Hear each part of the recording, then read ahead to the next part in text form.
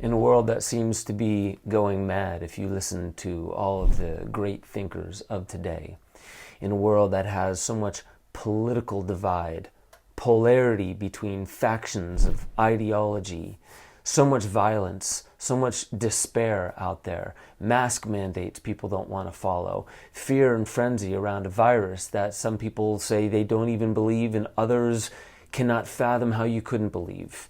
And there seems to be so many different camps we can just naturally fall into. What do we do in such a world upside down?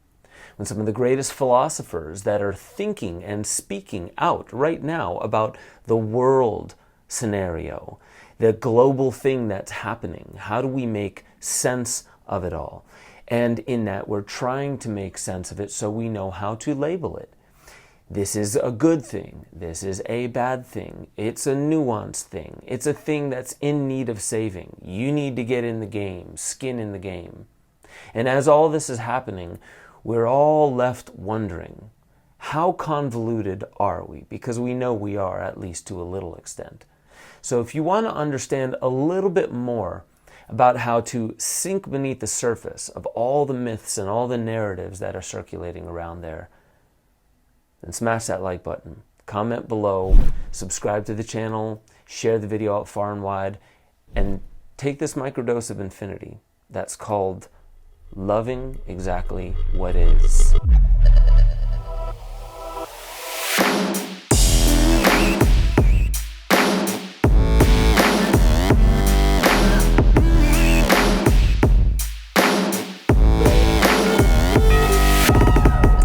Welcome back to Waking Infinity News.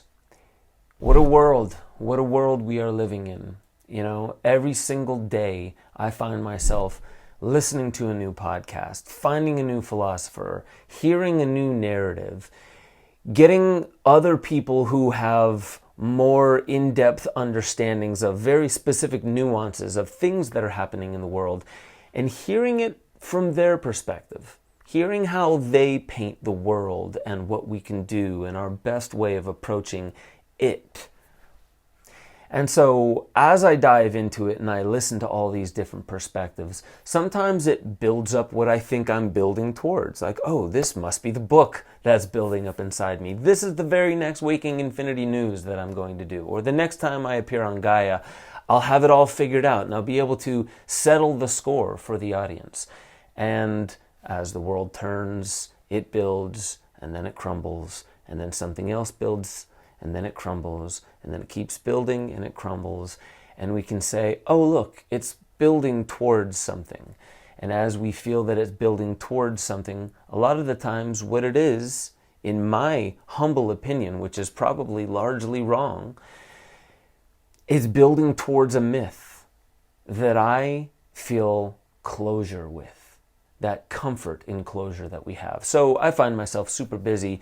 Just this morning, I was listening to Charles Eisenstein on the Aubrey Marcus podcast, talking about, his article that he did way back in 2020, way back then, called The Coronation, as well as the beautiful world our hearts knows is possible, and different articles that he's written, and really just diving into how does he break it down and make sense of the world that we're living in today.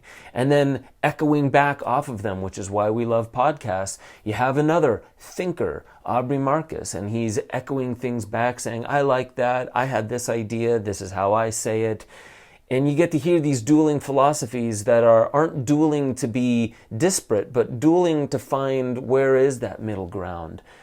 And you feel this path of sense-making, this vortex that sucks you up in it. Like, I get it. I can see it from a higher perspective. And then we try and go off and tell our friends about it. And they're like, I don't see it that way at all. Did you hear about X, Y, and Z? And some could say, well, I just didn't explain it well enough. If you would have watched the interview, you would have understood what I'm feeling right now. Sorry, I didn't explain it well enough to you. And we try and recreate sense that we felt in a moment that is past now to try and help somebody. Sometimes it works, sometimes it doesn't. So what am I getting at here? In a world that is so freaking crazy, in a world that everyone says, oh, sense is breaking down. It doesn't make as much sense, or it does make sense and there's an ulterior motive to it and you just don't know. You've been lied to. That's what you need to crack your head open towards.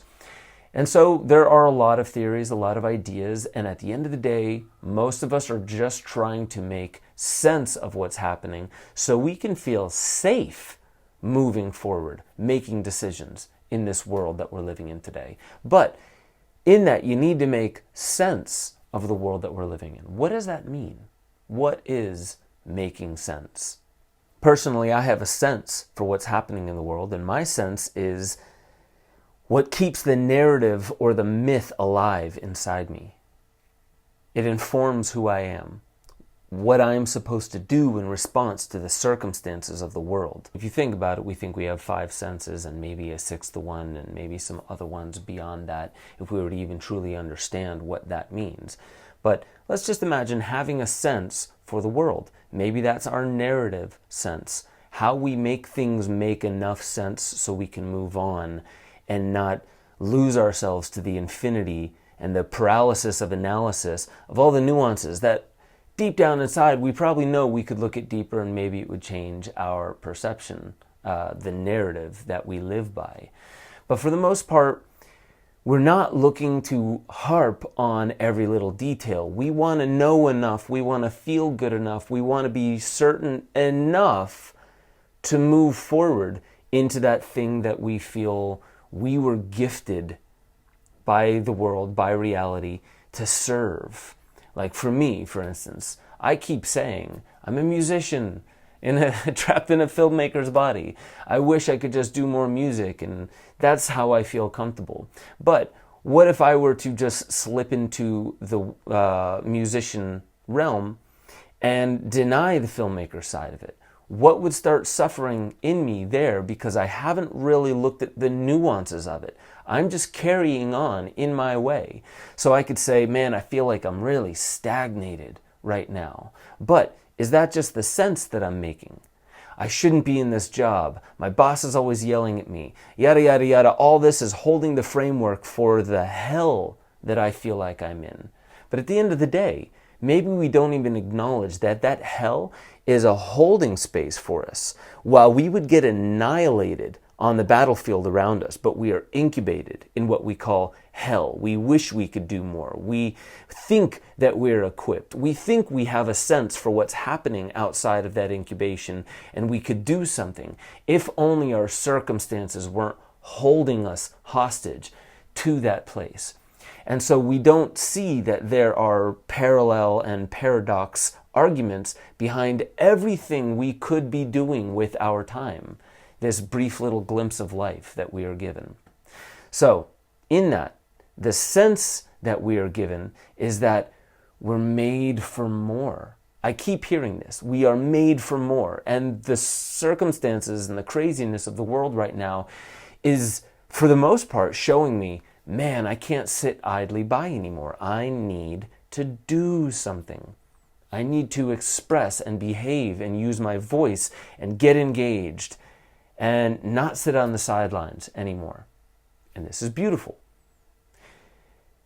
But do you see how this is also very much so building up towards a greater narrative, a greater myth that we can all get swept up by? And this is why I believe, for the most part, my job is to really be the artist. And what is an artist? I have a hard time defining that. Is that a problem? Actually, no. It's the mystery that keeps me involved in the artist lane. I'm not trying to be the academic. I've many times tried to use details and facts and figures and numbers and evidence from other people and build cases on what's going on in the world. There is a technocratic agenda. There's groups and factions and private groups and families that go way back and a matrix of control, and there is an intelligence behind it all. But what does that do, especially to other people, as you start giving your opinion about the world? What kind of sense does that make of the world?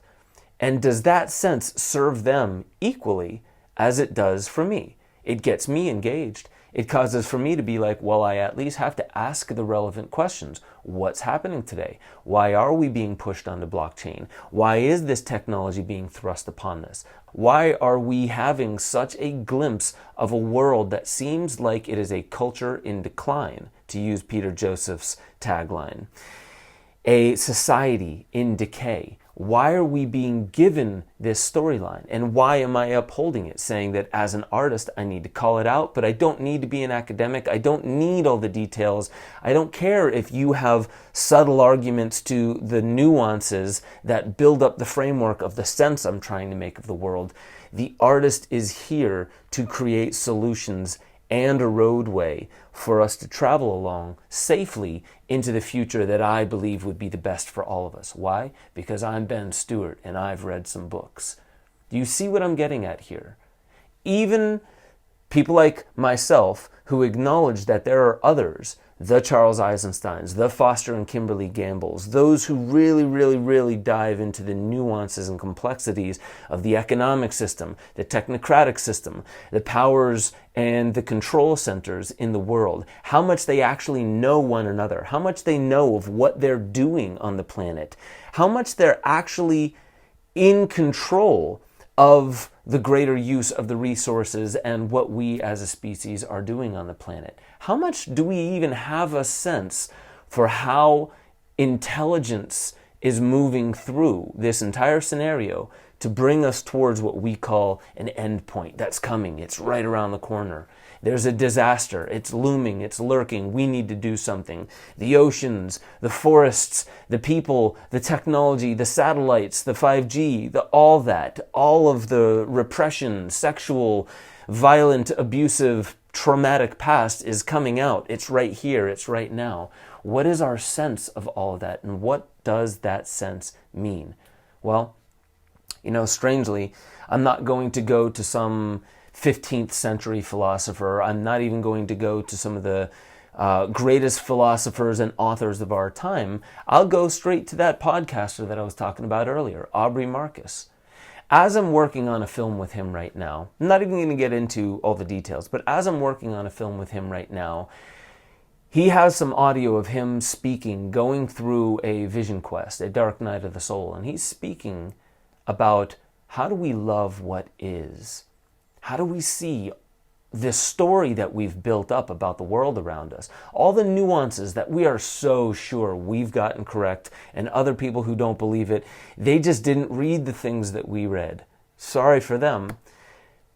And as we build that narrative and that myth up around us, and we attach ourselves to it before we feel good about our closure, and it really just becomes an unconscious part of our character that we feel so confident about, that we can smile and eloquently put forth the narrative for others, and we seem so cool and calm and collected and like we've already figured all this stuff out before. As we have all that, he mentions in one of the darker moments of his life, how do I just love what is? Not even try and use that loving what is to soften or dampen my anger and all the oppressed emotions and repressed emotions that want to come out. Instead of dampening it, how do I just let it and stand witness in awe and beauty of the awesome and awful horror of things that want to come out and speak themselves and express themselves through me? How do I love what is? Well, there's an awful lot of talk of self-love, how we need to really understand how to love ourselves. And that's part of a narrative. What is myself? It's the things I say that this flesh and blood, meat suit, whatever you want to call it, has acted out and behaved with my choices. That's what I've done to the world. And others, they're exonerated from anything that I've done, but they are doing the things that they're doing. And it's this very isolated but very complex dynamic system that's creating a mess of chaos around us, and there's nothing we can do. There's no real sense. It's just atoms banging on atoms, billiard balls with chaos, and who knows what your actions are going to lead to. And we can get so convoluted in that, thinking that self-love is only our own, and it only helps ourself and maybe the people closest around us when we're in touch with it. And then we finally get to the point where we realize, if this beautiful moment happens, that everything we've made sense of, everything we think is just absolutely correct about our philosophies on life, is actually held up by imaginary straw, can get blown away at the slightest challenge, not even by the greatest minds among us, the ones that we tip our nose at. Look how confident they seem. But it's usually the more meager and the more, we would say, classically, beautifully ignorant, the children in the world. And they point out these things inside of us that are like, wow, for all of my brilliance, I still forget how to play. I still forget how to love those around me. I still forget that you can just let out your anger and then it's done. And then guess what? You can laugh within the next second, tears still on your face, and hop right back into the love game.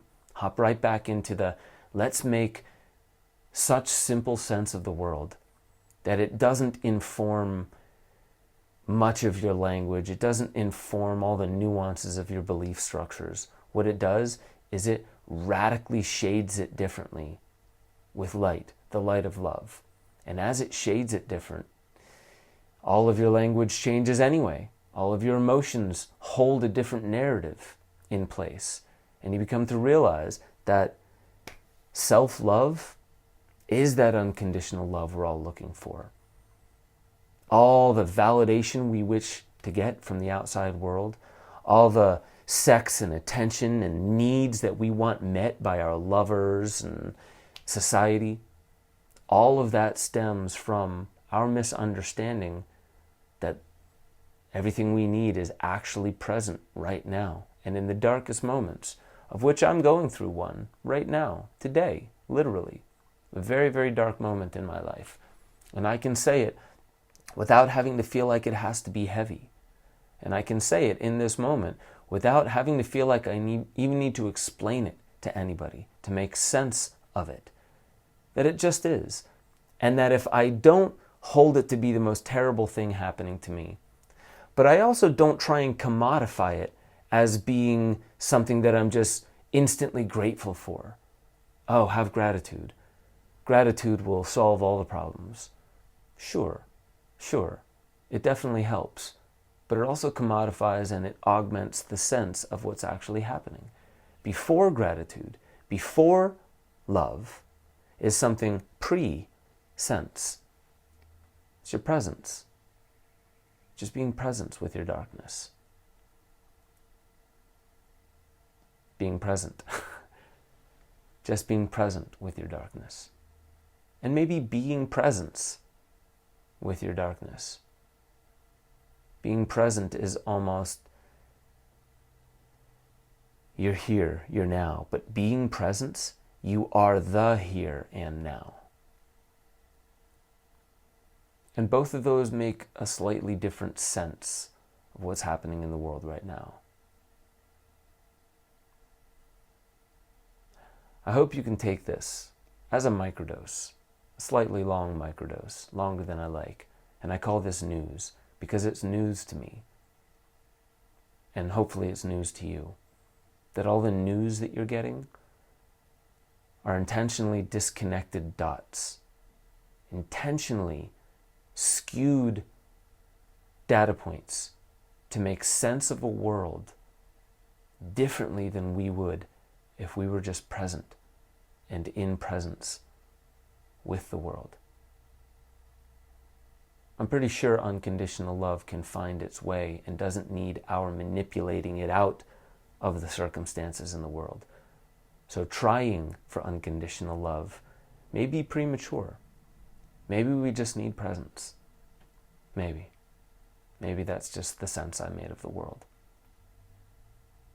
I hope you guys enjoyed this. Join the Discord chat, subscribe, like, yada yada, all that shit. Go over to benjosephstewart.com, become a member. Get access to my deeper dives where I go deeper into my own thought processes and the sense that I've made of the world. And I'll catch you guys next time.